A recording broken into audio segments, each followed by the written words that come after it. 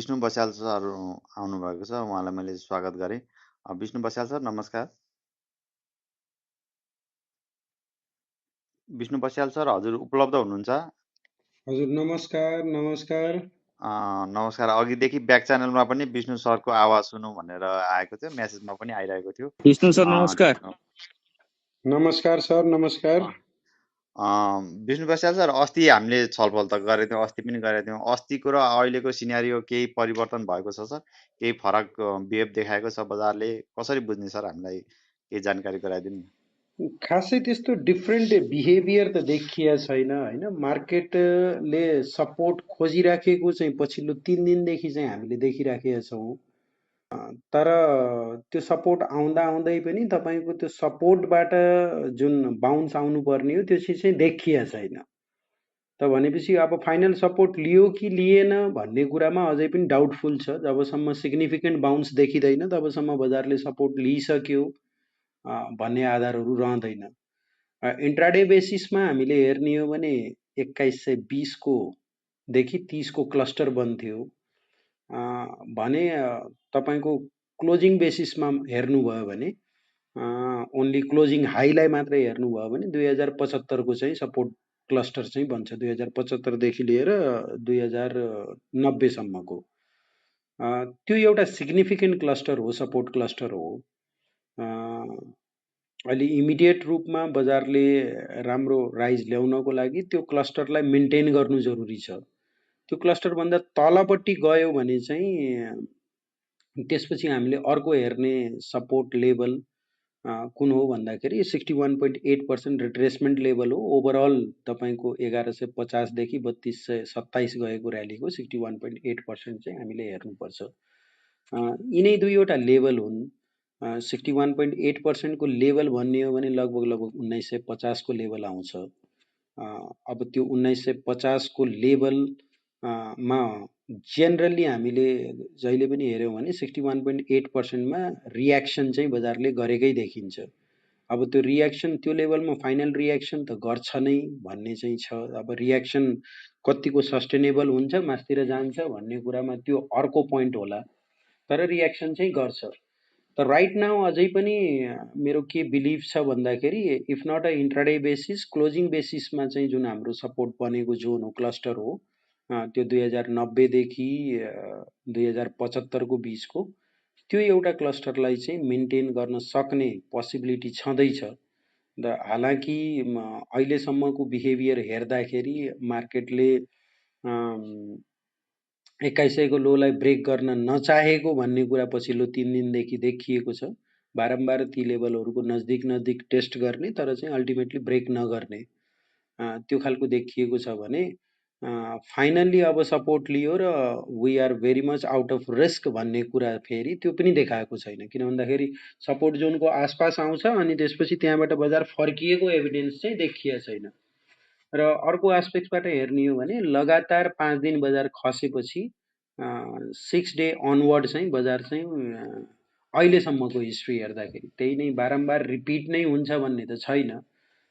तर हामीले 2020 को जुनदेखि नै अहिलेसम्म खै पुरै बिहेभियरलाई हेर्यौं भने कहिल्यै पनि कन्टिन्युअस कन्जिक्युटिभ 5 फल भन्दा बजार खसेको देखिँदैन।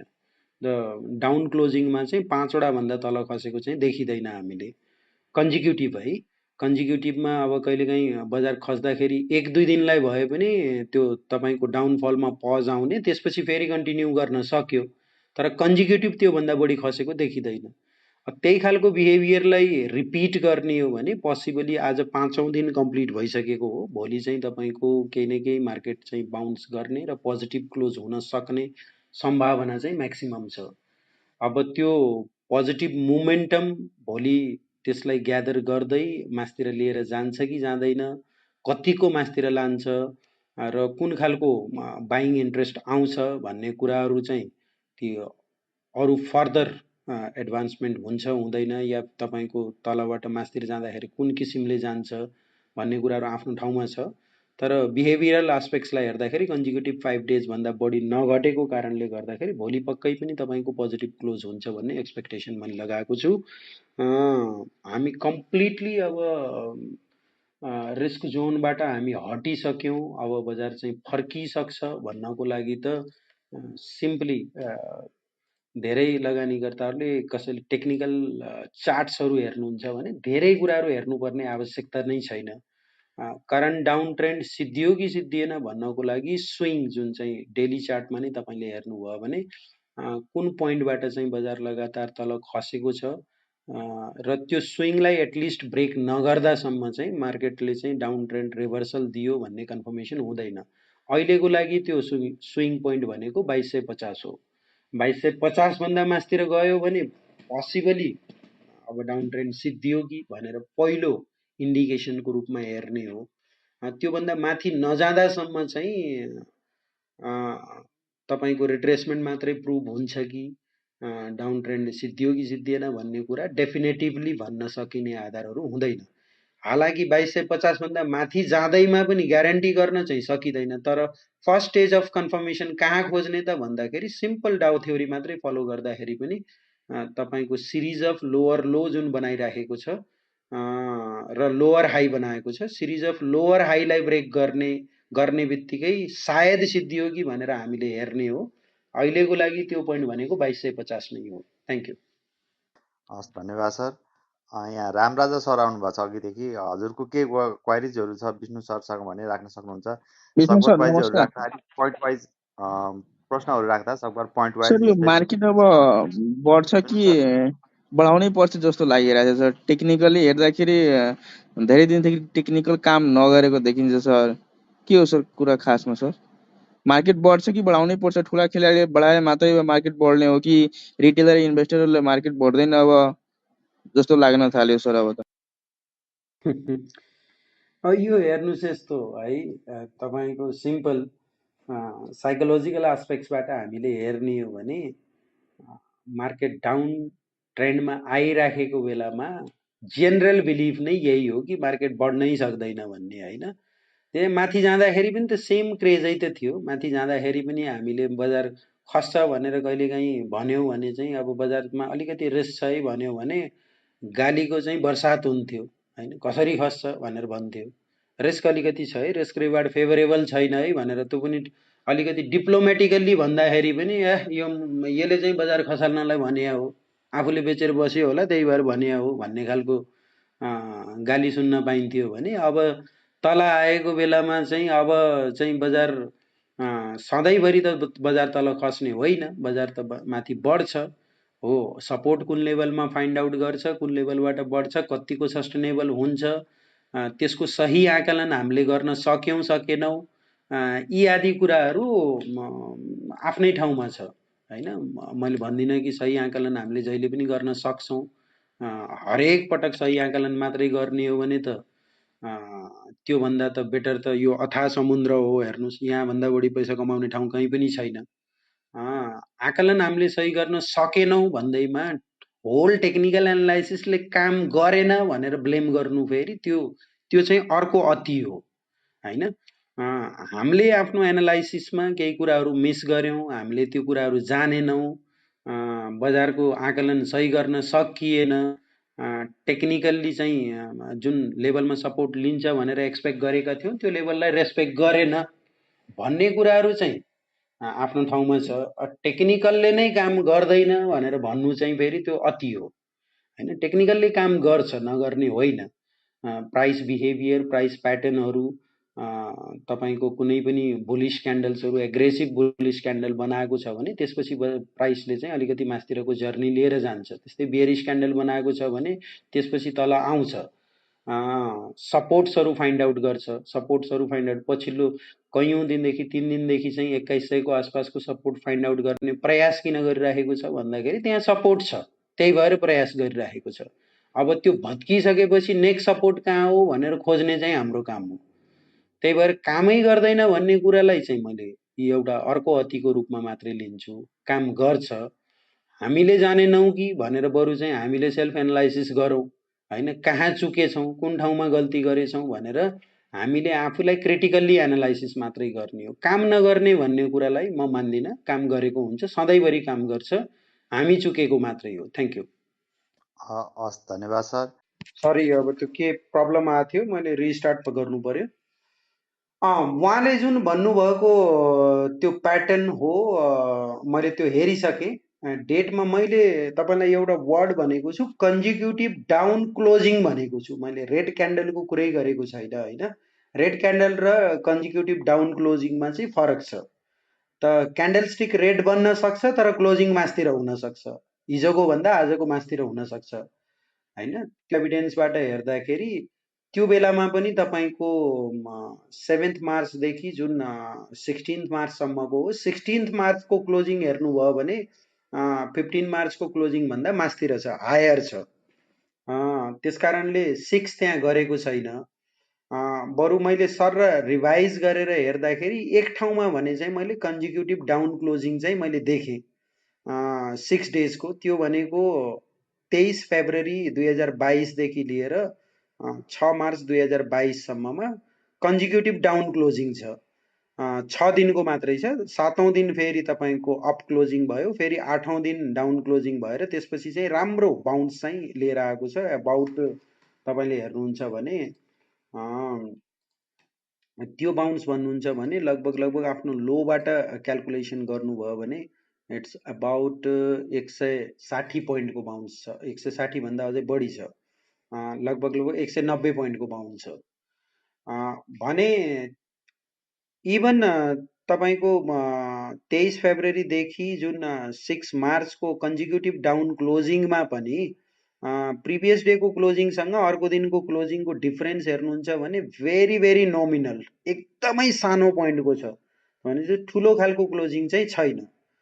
त यहाँ पनि हाम्रो ट्रेन्ड फलो गरेन भनेर भन्न चाहिँ यहाँ मिल्दैन। ट्रेन्ड एक्चुअलमै फलो गरेको, किन भन्दाखेरि भेरी थिन मार्जिनसँग चाहिँ यस्टरडेज क्लोजिङ र टुडेज क्लोजिङमा चाहिँ फरक छ।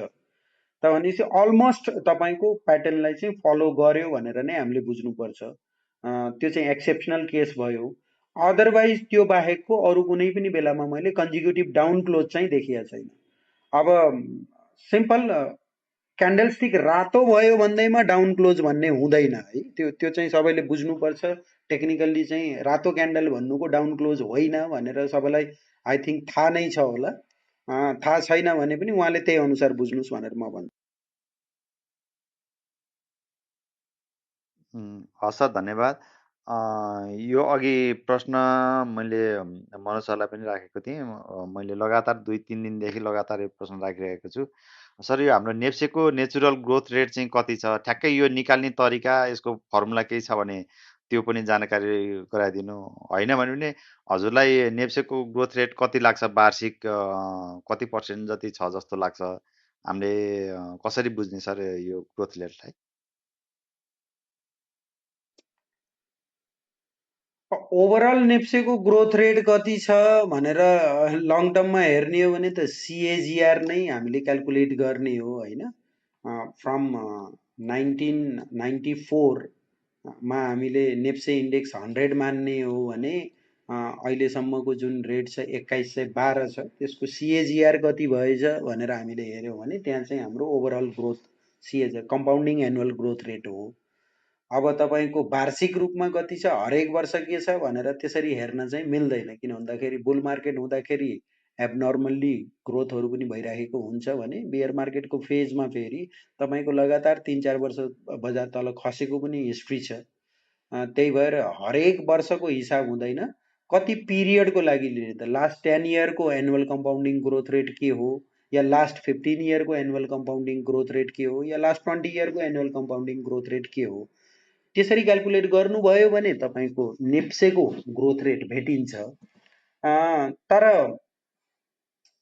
अर्को मैले यो तरिकाले नभएर मैले, किन भन्दा हाम्रो नेपालको मार्केट भनेको पोलिसी मेकर्सहरूले पनि यसरी चाहिँ पोलिसी बनाइराखेको हुन्छ, त्यसैमा आपत्ति हो। मैले एफएनसिसिआईमा पेपर प्रेजेन्ट गर्दाखेरि पनि मैले क्ल्यारिटी दिएको थिएँ, उहाँहरूलाई भनेको थिएँ कि हामीले यदि सोध्छौँ कि नेप्से इन्डेक्स यति बढ्यो भनेर हामीले चाहिँ त्यही अनुसार पोलिसी मेकिङ गर्छौँ भने हाम्रो पोलिसी मेकिङमा डेफिसियन्सी छ। किन डेफिसियन्सी छ भन्दाखेरि नेप्से एज अ होल इन्डेक्सको रूपमा हाम्रो यहाँ हेरिन्छ, ओभरअल इन्डेक्सको रूपमा। इन्टरनेसनल्ली धेरै जसो कन्ट्रिजहरूले ओभरअल इन्डेक्सलाई फलो गर्दैन। उनीहरूले चाहिँ लिमिटेड स्टक्सको एउटा इन्डेक्स जसमा चाहिँ लार्ज मार्केट क्यापिटलाइजेसन्सहरू इन्क्लुड गरेर विभिन्न सेक्टरल रिप्रेजेन्टेसन गर्दै एउटा इन्डेक्सको निर्माण गरिन्छ र त्यो इन्डेक्सको ग्रोथ चाहिँ हेरिन्छ। जस्तो इन्डियामा हामीले सेन्सेक्सको ग्रोथ हेऱ्यौँ भने सेन्सेक्सको ग्रोथ सेम पिरियड हामीले नेप्सेको पिरियडसँगै सेन्सेक्सको ग्रोथलाई हेर्ने 2003 देखि हेर्ने हो भने सेन्सेक्सले अबाउट तपाईँको लगभग 13% को आसपासको ग्रोथ गरेको देखिन्छ। भनेको त्यो 30 स्टक्सको मात्रै हो। जबकि त्यहाँ चाहिँ 10,000 कम्पनीहरू लिस्टेड छ। भने नेपालमा चाहिँ भयभरका कम्पनीहरू लिस्टेड कम्पनीहरूको एन्टिटी जोड्दाखेरि पनि ओभरअल इन्डेक्सलाई मात्रै मापन गर्ने हो भने त अबाउट तपाईँको 13% को आसपासै देखिन्छ ग्रोथ। तर यदि हामीले सेन्सेक्स जस्तै कुनै इन्डेक्स निर्माण गरेको भए, नेप्से 30 या नेप्से 50 भनेर इन्डेक्स निर्माण गरेको भए र त्यो इन्डेक्सलाई 2003 देखि क्याल्कुलेट गर्ने हो भने अब त्यो निर्माण त हामीले गरिसकेका छैनौँ। भनेपछि अब हामीले हेर्ने के त, कसरी हेर्ने त भनेर भन्दाखेरि यदि 2003 मा मसँग जति स्टक्सहरू थियो नेप्सेमा लिस्टेड भएका सबै स्टक्सहरूलाई मैले त्यो समयदेखि म त लङ टर्म लगानीकर्ता हो, म 20औं वर्ष स्टक राख्ने हो हैन, मैले त्यही अनुसार चाहिँ भ्यालु पाउनुपर्छ भनेर मैले त्यसरी चाहिँ इन्भेस्टमेन्ट गरेर छोडिदिएँ भने आजको डेटमा लगभग 19 वर्षको पिरियडमा कति पाएछु भनेर हेर्ने हो भने 9% पनि छैन हैन। त्यो हिसाबले अहिलेको जुन हामीले 2100 को इन्डेक्स भनेर भनिराखेका छौँ, त्यो 2100 को इन्डेक्स एक्चुअलमा 1000 को इन्डेक्स हुन्छ। त्यो हिसाबले हामीले हेर्ने हो भने त भनेपछि 2003 मा हाम्रो इन्डेक्स कति थियो त भनेर हामीले क्याल्कुलेट गर्ने हो भने 2003 मा इट वाज अबाउट 200 बाट 1000 मा मात्रै पुगेका रहेछौँ। त भनेपछि अरू एसेट क्लाससँग कम्पेयर र अरू मार्केटसँग कम्पेयर गर्ने हो भने इभन हाम्रो भन्दा खराब सिचुएसन्स भएको, हाम्रो भन्दा खराब इकोनोमी भएको, अलमोस्ट ब्याङ्क्रप्सीको कगारतिर गइरहेको जुन इकोनोमी हो पाकिस्तानको इकोनोमी, इभन पाकिस्तानी इन्डेक्समा कराची 100लाई हामीले हेऱ्यौँ भने कराची 100 17% को CAGR छ सेम पिरियडमा हैन। सबैभन्दा वर्स्ट इन्डेक्सलाई हामीले हेर्दाखेरि, भन्न खोजेको इकोनोमी वाइज हेर्दाखेरि, इन्डेक्स त वर्स्ट भएन, इकोनोमी वाइज र त्यो तपाईँको त्यो इकोनोमिक जुन उनीहरूको स्ट्रेस हो त्यसलाई हेर्दाखेरि हामी पाकिस्तान भन्दा फार बेटर छौँ इकोनोमिक पोजिसनिङमा। सर्ट टर्म सक्सहरू छ हाम्रो अहिले चाहिँ जुन चाहिँ यो ब्याङ्किङ लिक्विडिटीदेखि लिएर अरू कुराहरू सक्सहरू चाहिँ हाम्रो भइराखेको छ। तर म्याक्रो इकोनोमिक हेल्थको पर्सपेक्टिभबाट हेर्ने हो भने हामी चाहिँ फार बेटर छौँ हैन। अब कतिपय साथीहरूले त हामी श्रीलङ्काको बाटोमा भन्दै पनि कुरा गर्दै हिँड्नुहुन्छ। श्रीलङ्काको बाटोमा त वी क्यान नेभर इमेजिन र कहिल्यै पनि हामी जान सक्दैनौँ, किन भन्दा श्रीलङ्काको इस्यु चाहिँ सोभरेन डेटको डिफल्टको इस्यु हो र उसको एक्सटर्नल डेट यति ठुलो साइजमा भइदियो कि उसले पेमेन्ट गर्न नसक्ने स्थिति भएर त्यो स्थिति पैदा भएको। हाम्रो नेपालको एक्सटर्नल डेटको साइज पनि त्यत्रो छैन र एक्सटर्नल डेट चाहिँ हामीले पे गर्न सक्दै नसकिने, हामी बर्बादै भइसक्ने त्यो खालको सिचुएसन्स पनि छैन। केही हाम्रो ब्यालेन्स अफ पेमेन्टमा प्रेसर आएर अहिले चाहिँ अलिकति हामीले वरी मात्रै गरेको हो कि यदि यही रेसियोमा घट्दै गयो भने स्थिति चिन्ताजनक छ भनेर प्रायर हामी चाहिँ अलर्ट भएको स्थिति हो। तर श्रीलङ्काको स्थिति इज टोटल्ली डिफ्रेन्ट हैन। हामी त्यो सिचुएसन्समा पुग्ने सम्भावना लगभग मेरो पर्सपेक्टिभबाट 10% पनि छैन भनेर भन्छु हैन।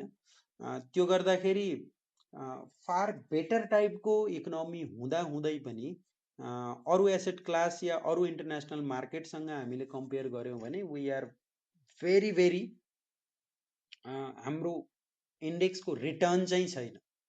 र अरू एसेट क्लाससँग जस्तो रियल स्टेट मार्केटसँग हेर्ने हो भने त real estate market during the same period CAGR more than 20% छ। Which is a very very good return. भने अब इभन गोल्डलाई मात्रै पनि हेर्छौँ भने गोल्डको पनि सिएजिआर तपाईँको लगभग 13% भन्दा एबभ छ, जबकि नेप्से चाहिँ 10% पनि दिन सकेको छैन। सेम त्यही हो 2013 का कम्पनीलाई नै लिएर विश्लेषण गर्दाखेरि होइन। अब नयाँ नयाँ तपाईँको कम्पनी थपिएको छ भने के हामीसँग 230वटै कम्पनीमा हामीले लगानी गरेका छौँ त भनेर त्यसरी पनि त हामीले हेर्नु पर्यो नि। त्यो त इन्भेस्टिबल इन्डेक्सै होइन हाम्रो नेपालको। हामीले भयभरका 230वटा कम्पनीमा लगानी गर्न त सक्दैनौँ। अब नसकेपछि त तपाईँको इन्भेस्टिबल इन्डेक्स होइन भने त्यसमा सिएजिआर रिटर्न ओभरअल इन्डेक्समा सिएजिआर रिटर्न क्यालकुलेसन गर्नुको कुनै अर्थ नै छैन। त्यही भएर यदि लिमिटेड नम्बर अफ स्टक सहितको इन्डेक्स जुन चाहिँ इन्भेस्टिबल इन्डेक्स भएको भए चाहिँ बल्ल हामीले चाहिँ कति रिटर्न बनाएछ त भनेर क्यालकुलेट गर्न सक्थ्यौँ। अब कोही होला कोही मान्छे ओभरली स्मार्ट होला, जुन जुन कम्पनीहरू सबैभन्दा बढी राइज गरेको छ तिनमा मात्रै लगानी गरेको छ भने त उसले त कैयौँ गुणा कमायो होइन। अब त्यस्तो प्रतिशत कति नै पो हुन्छ र होइन। हामीले जेनरलाइज गरेर हेर्दाखेरि कुनै सीमित मान्छेले चाहिँ साह्रै राम्रो कमाए भने अब सीमित मान्छेले साह्रै राम्रो कमाए यो बजारमा त यही सट्टेबाजी गरेर धेरै पैसा कमाए, अब तिनीहरूलाई रेस्ट्रिक्ट गर्नुपर्छ भन्ने खालको माइन्डसेटबाट पोलिसी मेकर्सहरू आउँछन्, which is a very very bad होइन। फेरि अर्को चिज हामीले हेर्ने हो भने रिसेन्ट एक्जाम्पल नै हामीले हेरौँ न, युएस मार्केटमा 50 बेसिस पोइन्टले इन्ट्रेस्ट रेट बढाउने फेडले डिसिजन गरिसकेपछि युएस मार्केट चाहिँ लगातार तल खस्न सुरु गरिसकेपछि अब त्यहाँको फेडको पोलिसी मेकर्सहरूलाई चिन्ता भयो अनि उनीहरूले बाहिर बयान दिन सुरु गरेका छन् कि नै नै तिमीहरू नआत्याऊ, हामीले त्यो स्पिडले चाहिँ इन्ट्रेस्ट रेट बढाउँदैनौँ है, हामीले सबै सिचुएसन भाँपेर अनि इन्ट्रेस्ट रेट चाहिँ कसरी बढाउनु पर्छ, के गर्दाखेरि हाम्रो ग्रोथ पनि नरोकियोस् होइन, अनि साथको साथै इन्फ्लेसन पनि कन्ट्रोल होस् भनेर त्यो हिसाबले चाहिँ पोलिसी मेकिङ गर्छन्। त they people are very much sensitive to the capital market, even गभर्मेन्टदेखि लिएर त्यहाँको सेन्ट्रल ब्याङ्क पनि। भने हाम्रो यहाँको सेन्ट्रल ब्याङ्कको जहिले पनि हाम्रो पोलिसी इनिसिएसन के देखिन्छ भन्दाखेरि क्यापिटल मार्केट त उसको दुश्मनै हो जस्तो खालको बिहेभियर गर्छ होइन। हरेक पटक तपाईँको डाइरेक्ट इम्प्याक्ट हुने गरी चाहिँ पोलिसी मेकिङ गर्छ।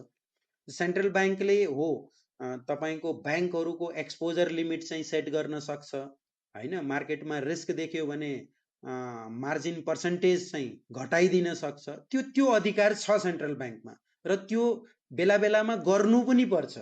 अदरवाइज त्यो गरिदिएन र खुला साँडे चाहिँ छोडिदिने हो भने बजारले चाहिँ अन्नेसेसरी बबल क्रिएट गर्छ र अनि त्यो अन्नेसेसरी बबलले गर्दाखेरि तपाईँको लङ टर्म हिट गर्ने गरी चाहिँ क्यापिटल मार्केट धराशायी हुने सम्भावना रहन्छ। त्यो खालको सर्टेन चाहिँ कन्ट्रोल गर्न खोज्नु चाहिँ उपयुक्त हो, तर डाइरेक्ट इन्टरफेरेन्स होइन, फलानु मान्छेले यति भन्दा नपाउने लोन होइन, यी खालका पोलिसीहरू सिल्ली पोलिसिज हुन्। त्यो भनेको तपाईँको के हो भन्दाखेरि यसले यी खालको पोलिसीले के गर्छ, अनसिस्टमेटिक रिस्क निम्त्याउँछ। तपाईँको बजारमा अनसिस्टमेटिक रिस्क सिस्टमेटिक रिस्क छ भन्ने कुरा त हामी सबैलाई थाहा नै छ, मार्केट रिस्क इज देयर होइन, यो कुरा बुझेरै हामीले लगानी गरेको।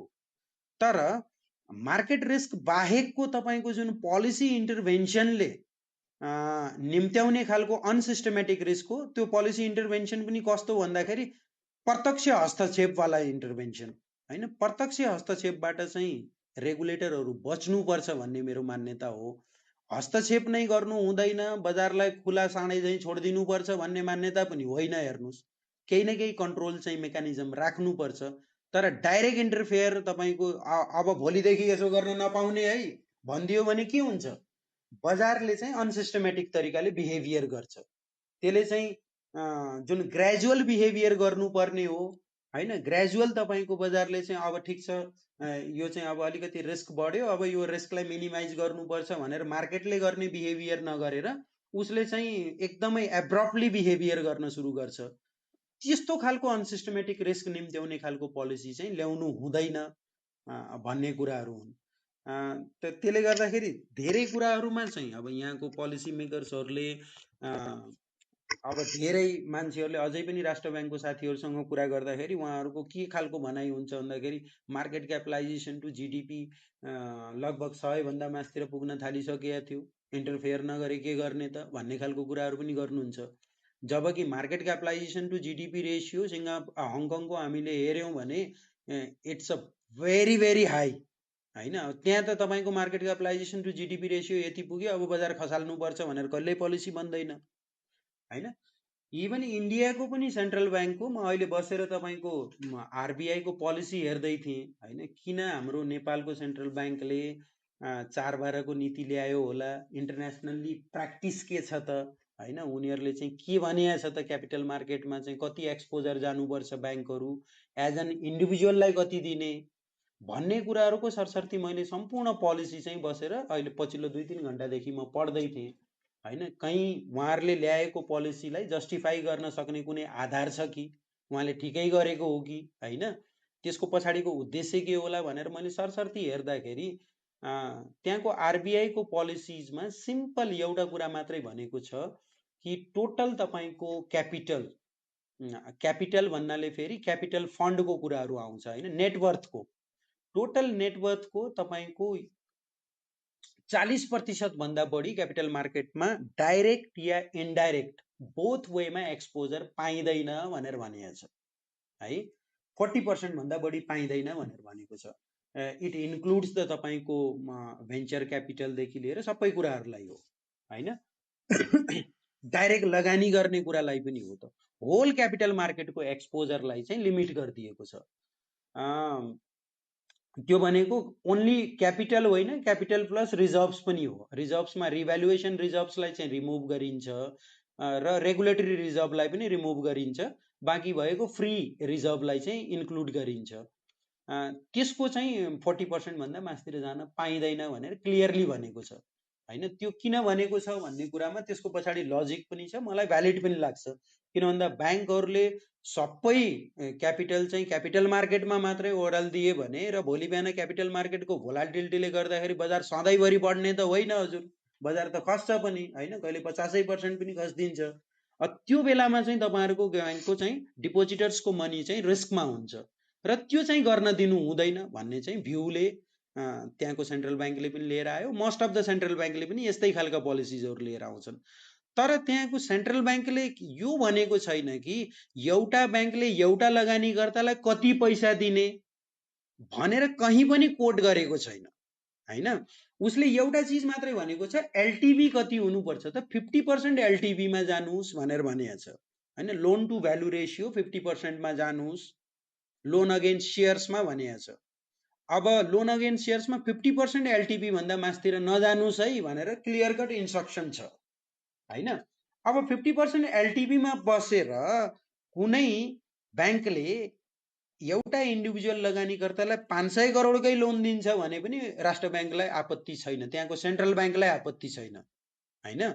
उसले चाहिँ क्लियर कट पोलिसी होलिस्टिक एप्रोचमा चाहिँ पोलिसी बनाइदिएको छ। होलिस्टिक एप्रोचमा पोलिसी बनाउँदाखेरि अब के हुन्छ, एकजना राष्ट्र ब्याङ्कको साथीले यही कुरा मैले राख्दाखेरि उहाँले के भन्नुभयो भन्दाखेरि इन्डियामा त जम्मा 10 लाख मात्रै छ भनेर भन्नुभयो होइन। अनि मैले उहाँसँग आर्गु गरेँ, 10 लाख त हजुर एसबिआईले 10 लाख भनेको छ लोन अगेन्स्ट सेयर्स इन्डिभिजुअललाई होइन, बडी कर्पोरेट्सलाई त त्यो पनि भनेको छैन। इन्डिभिजुअललाई चाहिँ 10 लाख भनेर भनेको छ, जसको चाहिँ पर्पज नखुलाएको लोनलाई 10 लाख भनेको छ। पर्पज खुलाएको लोनलाई फेरि बढी पनि पाउँछ भने 10 लाख मात्रै उसले एसबिआईले भनेको छ भने एक्सिस ब्याङ्कले फेरि 85% अफ द मार्केट भ्यालुएसन भनेर भनेको छ। टोटल मार्केटमा जति प्राइस चलेको छ अप टु 85%। अब अप टु 85% भन्दाखेरि फेरि के तपाईँले एकदमै लो क्याप सेयर्सहरू होइन, दिनदिनै तलमाथि सर्किट लगाउने सेयरलाई पनि 85% दिन्छ त भनेर भन्नुहुन्छ भने ओभियसली दिँदैन।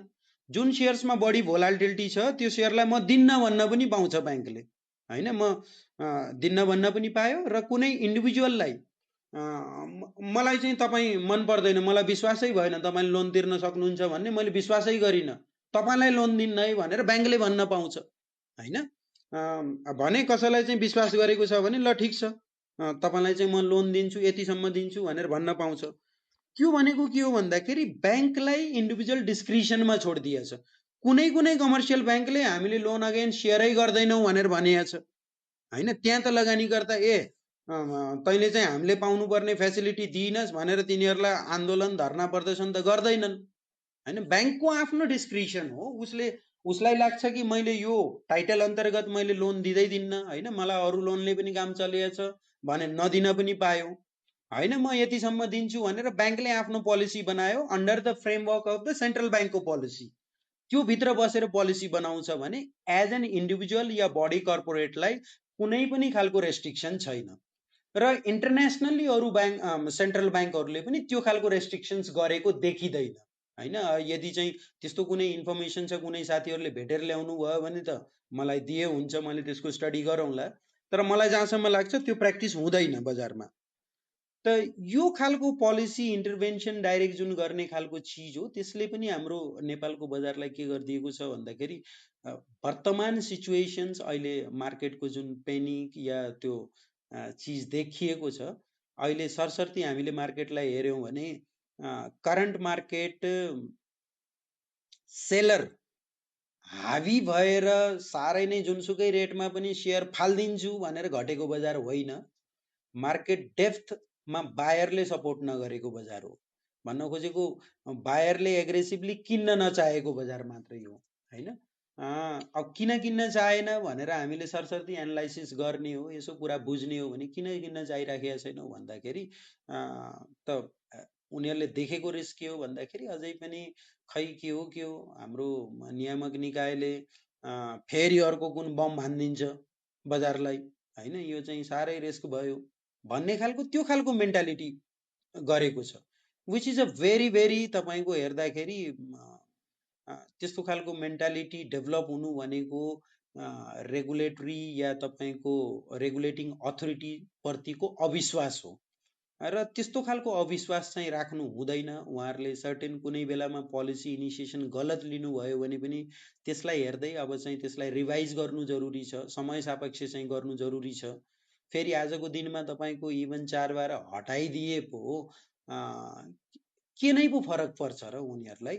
केही पनि फरक पर्दैन होइन। तपाईँको अल्टिमेटली त ब्याङ्क लोन दिन सक्ने क्यापेसिटीमा छन् कि छैनन् भन्ने कुरा हो। तर कम से कम त्यसले के गर्छ भन्दाखेरि एउटा इन्भेस्टर्समा कन्फिडेन्ट के आउँछ भन्दाखेरि अब पोलिसी मेकर्सहरूले पनि बुझे इन्डिभिजुअल्ली यो बजारलाई टार्गेटै गर्न खोजेका छैनौँ हामीले भन्ने कुराहरू त त्यो खालको कन्फिडेन्ट त आउँछ लगानीकर्तामा होइन। भनेपछि यस्तो चिजहरूबाट बचिराख्नु चाहिँ जरुरी हो। तर हाम्रो नेपालको केसमा दुर्भाग्य हो कहिले चाहिँ अर्थमन्त्रीले आएर केही बोलिदिने होइन, यसको सेन्सिटिभिटी नबुझ्ने, कहिले चाहिँ तपाईँको पार्टीको प्रमुखले बोलिदिने, कहिले चाहिँ गभर्नरले बोलिदिने होइन। अनि फेरि अर्को कुरा तपाईँको कस्तो खालको चिज छ भन्दाखेरि हाम्रो महाप्रसाद अधिकारीजी भयङ्कर ज्ञानी मान्छे हुनुहुन्छ होला, उहाँलाई मान्नै पर्छ, अदरवाइज गभर्नर किन हुनुभयो। अब कस्तो खालको बयान सिल्ली टाइपको बयान दिनुहुन्छ भन्दाखेरि हालाकि as a central bank inflation control गर्नको लागि के मेकानिजम हो, धेरै जसो सेन्ट्रल ब्याङ्कहरूले एडप्ट गर्ने मेकानिजम भन्ने हो भने ओभियसली इन्ट्रेस्ट रेट इन्क्रिज गरिदिएपछि तपाईँको कन्जम्सन चाहिँ लोन महँगो भयो भने कन्जम्सन कम गर्छन्, कन्जम्सन कम गरेपछि चाहिँ ओभियसली हाम्रो चाहिँ इन्फ्लेसनमा चाहिँ स्ट्रेस कम हुन्छ भन्ने खालको कुराहरू हो। तर उहाँले एउटा कुरा बुझ्नु चाहिँ के जरुरी छ भन्दाखेरि किताब पढ्ने भन्दैमा सबै ठाउँमा त्यही चिज एप्लाई हुन्छ भन्ने छैन। किताबमा त त्यही लेखिएको छ होइन।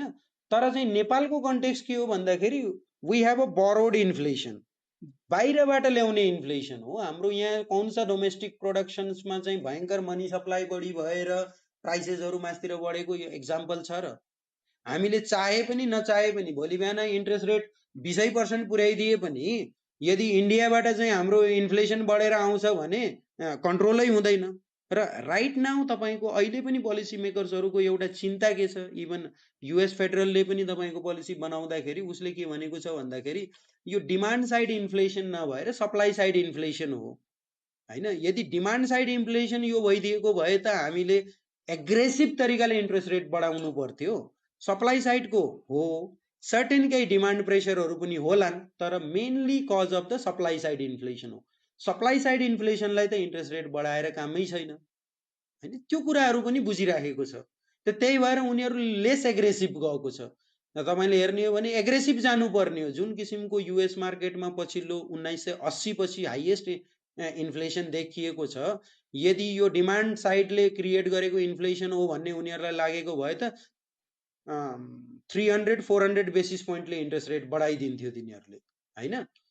त ब्यालेन्सिङ टाइपको एक्टहरू उनीहरूले गर्छ भने अब हाम्रो यहाँ चाहिँ जस्ट एउटा किताब पढेको भरमा नेपालको कन्टेक्स्ट के हो, यहाँको कसरी चाहिँ इन्फ्लेसन क्रिएट भएको छ भन्ने कुराहरू सायद गभर्नरलाई जानकारी नै नभएको त होइन, जानकारी छ, उहाँ विद्वान हुनुहुन्छ, तर पनि बाहिर भन्दाखेरि चाहिँ एज अ आफूलाई जस्टिफाई, आफ्नो एक्टलाई जस्टिफाई गर्नको लागि यस्ता खालका सिली लजिकहरू दिनुहुन्छ।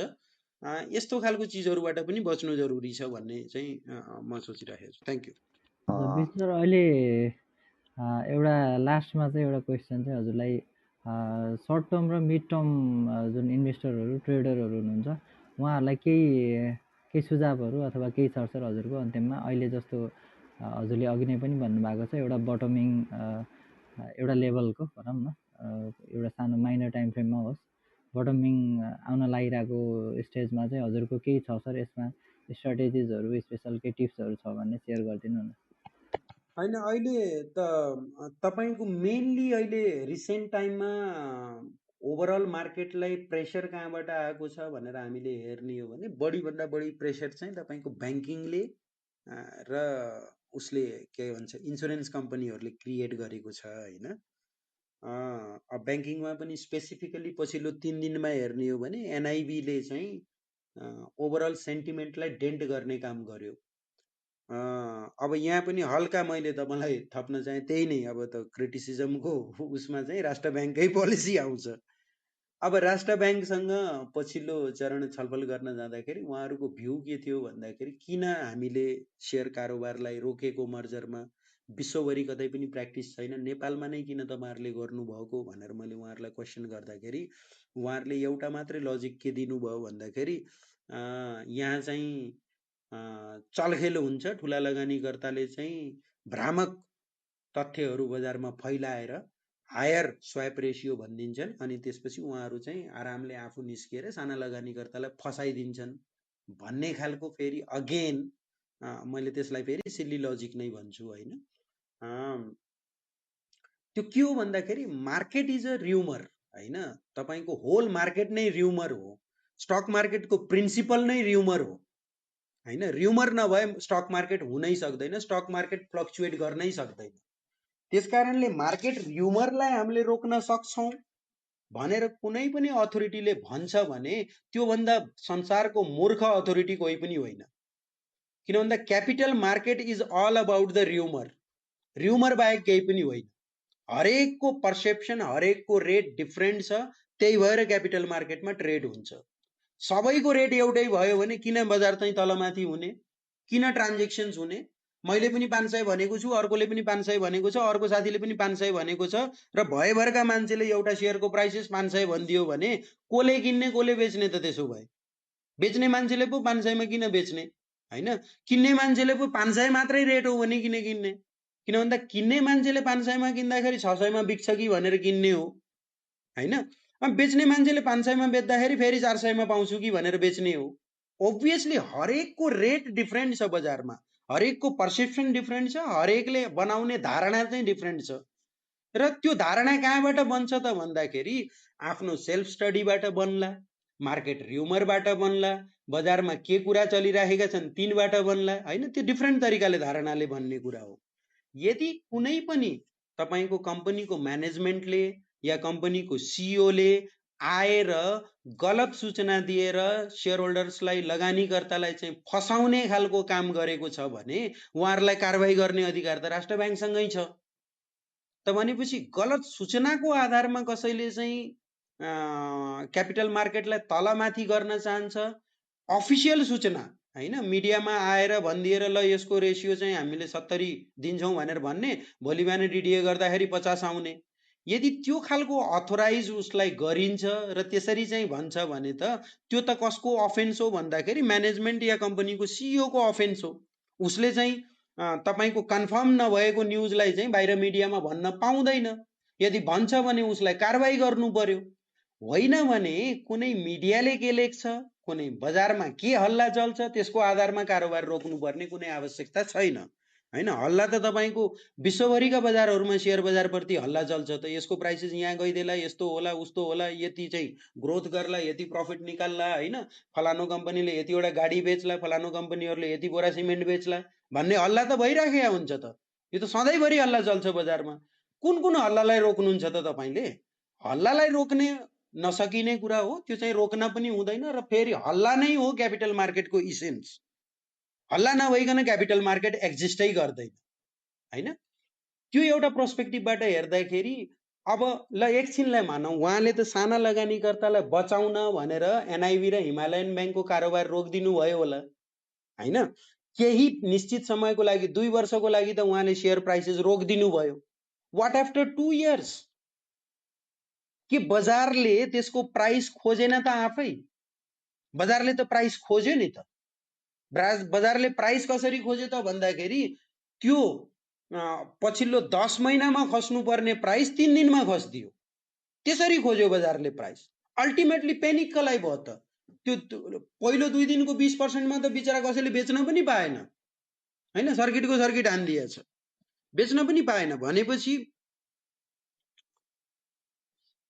अल्टिमेटली उहाँहरूले जुन प्योर उद्देश्यको लागि यदि गुड इन्टेन्सन हो भनेर भनेकोमा पनि अल्टिमेटली तपाईको पनिशको भयो त भन्दाखेरि तिनै साना लगानीकर्ता भयो, हैन। जसले चाहिँ तपाईको त्यो इन्फर्मेसन प्रायरली 1-2 दिन पहिला पाएको थियो उ त सबै शेयर बेचेर निस्किसक्यो होला नि त। अल्टिमेटली को फस्यो त भन्दाखेरि सानै मान्छे फस्यो। र साना मान्छेलाई एक्जिट अपर्च्युनिटी पाउँथ्यो होला उसले बिचरा, त्यो बुल मार्केटमा चाहिँ मास्तिर बेच्न पाउँथ्यो होला, हैन। उसको कारोबार रोकिएपछि राम्रो फ्यान्टास्टिक बुल मार्केट पनि चल्यो, त्यो बेलामा चाहिँ मास्तिर बेच्न पाउँथ्यो होला कसैले, त्यो मौका पनि उसले दिएन।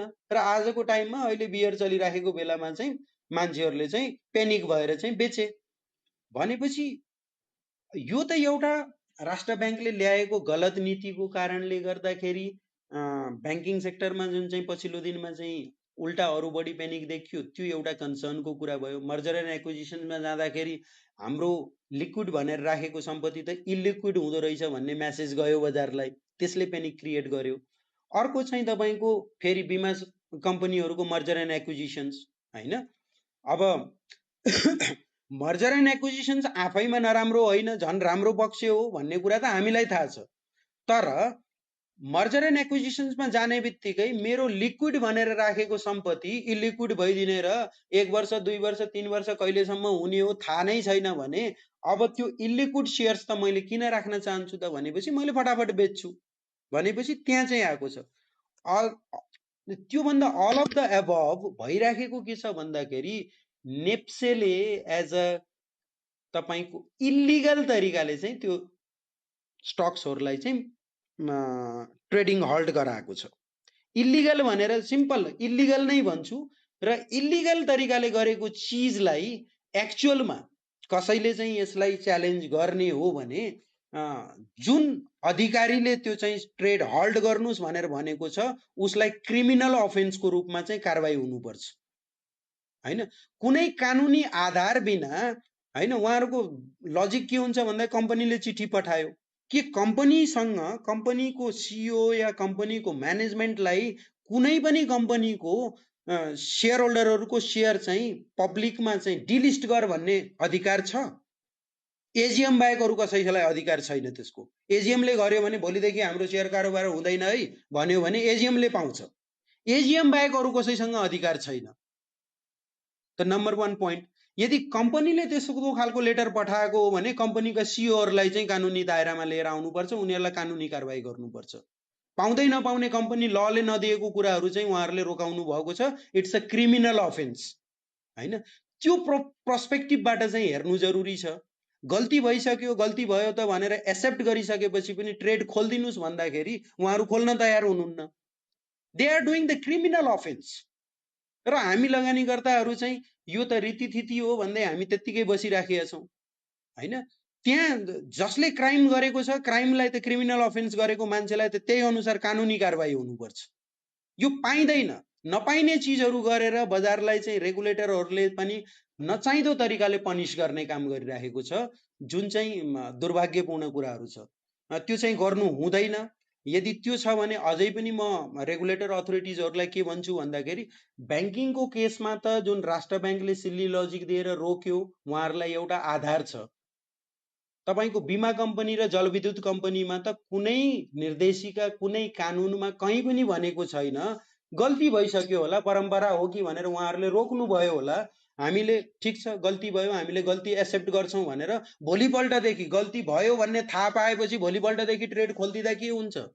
सबैको भलो हुने कुरा न हो। त्यसमा पनि तयार हुनुहुन्न। अनि त्यसपछि विभिन्न बाहना बनाएर कसरी गर्नुपर्छ भनेर अझै पनि हामीले यसो गर्दैछौँ। कुरा आइराखेको छ 15 दिन रोक्ने। किन 15 दिन चाहियो? 1 दिन पनि आवश्यकता हुँदैन रोक्नको लागि, हैन? लजिक त सिम्पल लजिक हो नि। 15 दिन पनि किन त चाहिँदैन? 1 दिन पनि नचाहिने ठाउँमा 15 दिनको पनि किन पोलिसी लिएर आउने? भनेपछि हामीले के त भन्दाखेरि ल एक वर्षसम्म दुःख दिएका लगानीकर्तालाई 15 दिन झारिदिएपछि त वाहवाही गर्छन् कि भनेर सोचेर उहाँहरूले पोलिसी ल्याउन खोज्दै हुनुहुन्छ होला, हैन? त्यो आवश्यकै नभएको चिजलाई जस्ट सिद्ध्याउनुस्। यदि तपाईहरु सही तरिकाले बजारको विकास गर्ने हो भनेर लागेको हो भने अझै पनि टाइम छ। सही तरिकाले त्यसको उ गरेर आफ्नो भएको गल्तीलाई सच्याएर अगाडि जानुस्। लगानीकर्ताले धन्यवाद नै भन्छन्, होइन भने चाहिँ यही खालको फ्रस्ट्रेसन लेभल बढिराख्ने हो भने तपाईको त्यसको नेगेटिभ इम्प्लिकेसन्स के हुन सक्छ भनेर उहाँहरूले आफैले अन्दाजा गर्नुपर्ने कुराहरू हुन्। Thank you. हुन्छ, थ्यांक यू सर। यति आज अलमोस्ट